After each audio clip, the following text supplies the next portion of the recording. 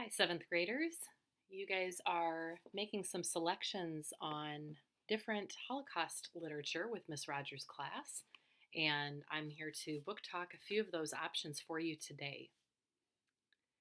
Each of these are available either on the Cloud Library, which is through Dakota County Library Systems, or through Macinvia, which is our ebook system. So at the top of each of the slides that you're going to see today, you'll notice that one or both of those will be, noted in the top right corner.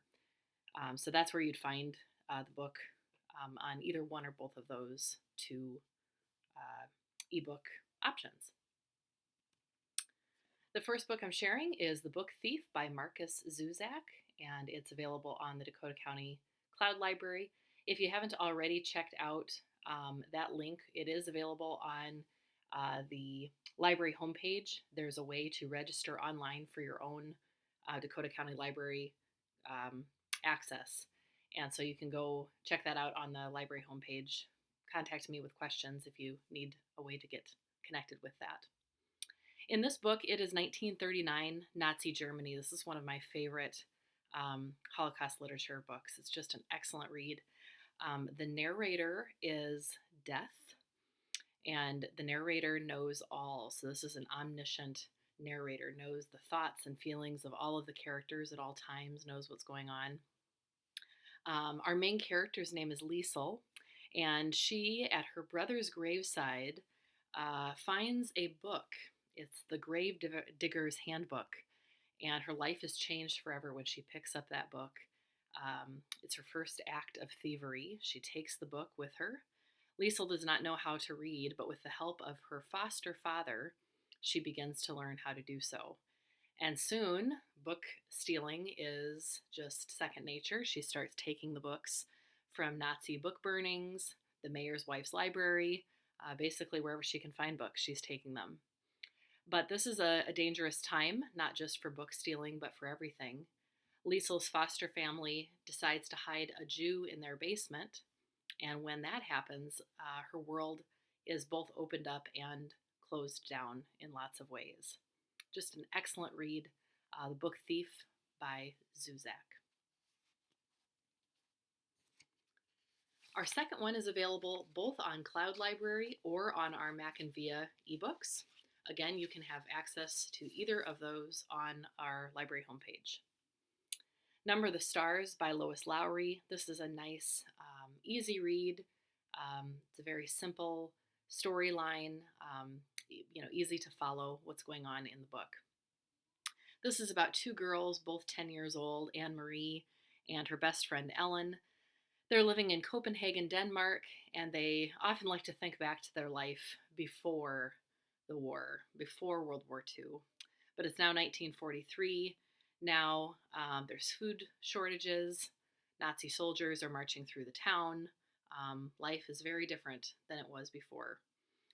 Now the Jews of Denmark are being relocated, and Ellen, who is Jewish, moves in with Anne Marie's family and pretends to be one of her family. She does so that Ellen's family can make their way out. Ellen stays, pretending that she isn't Jewish herself, and soon Anne Marie is asked to go on a dangerous mission to save Ellen's life, really becoming part of the resistance movement. This is such a memorable story. If it's not one that you've read before, please pick this one up. It's a wonderful book. Many of you may have read it in elementary school. The Diary of a Young Girl by Anne Frank, of course, fits in that memoir category of nonfiction. This is available on Cloud Library, and we actually have two book covers here because we have The Diary of a Young Girl on the left side, which is actually Anne Frank's diary, her story that she's written. On the right side, we have the graphic novel adaptation, which I'm going to be honest, I've not even had a chance to read all the way through yet. I had an opportunity to just look at the first two pages when we bought it for the library. Both of them are available on Cloud Library, so you could take a look at either one. In 1942, with the Nazis occupying Holland, A 13-year-old Jewish girl and her family fled their home in Amsterdam and went into hiding. For the next 2 years, until their whereabouts were betrayed by the Nazis, or to the Nazis, excuse me, the Frank family and another family lived hidden in the secret annex or attic area of an old office building. They were cut off from the outside world, and as a result, they faced hunger and boredom and all the things that, in some ways, maybe you're facing a little bit, feeling kind of stuck at home. But they were in hiding for their lives. They were not allowed to, go outside for any reason. They needed to stay in hiding because their lives were at stake. And in her diary, she records all these impressions of her experiences during this period. This is a true story of a Jewish family in hiding. They stayed there for over 2 years until they were discovered. It's a story that's inspiring. It's about human courage, a testament to the human spirit. It's about the horrors of war as well. It's about a life that's tragically cut short. Try this one out too, The Diary of a Young Girl by Anne Frank, or if you're able to get a hold of that graphic novel, Anne Frank's Diary. That one is adapted by Ari Folman. Night by Elie Wiesel is on Mac and Via, and this is another memoir, another true story. This one, I don't know if you can see what it says there from the New York Times on the cover. It says, a slim volume of terrifying power. This book is of that maybe R-rated variety in terms of its violence and its emotional weight. This is a heavy read, so be aware of that if you choose to pick this one up. But some of you are ready for that, and it's a wonderful book. It's a life-changing book to read. This story is the true story of Elie, who was a teenager when he and his family were taken from their home in Transylvania. In 1944, they were taken to Auschwitz concentration camp and then to Buchenwald. And it's the record of the memories of the death of his family.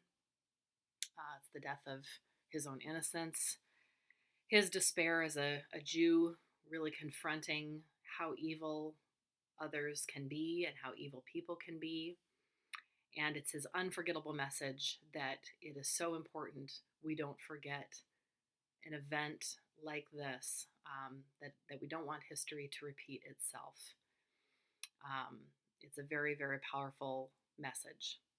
So, yes, reading this book, like I said, it's a really tough and gritty read, but well worth it if you feel you're prepared for that kind of an emotional journey. Grenade by Alan Gratz. You guys know this author to be so great at writing historical fiction, and this one ties into another side of the Holocaust as well. This one's available on Cloud Library. It's in 1945, and Hideki lives on the island of Okinawa near Japan. World War II is going on. Hideki is drafted into a student corps to fight for the Japanese army, and he's handed a grenade and a set of instructions. The instructions are, don't come back until you've killed an American soldier. Ray, a young American Marine, has just landed on Okinawa as well. He doesn't know what to expect. Is he going to make it out alive? He just knows the enemy is surrounding him. And Hideki and Ray, you see both sides of the story, both perspectives. They're fighting their way across the island, surviving heart-pounding ambushes and dangerous traps. But of course, like Alan Gratz does so masterfully, the two of them collide in the middle of the battle, and it's the choices they make in that instant that change everything.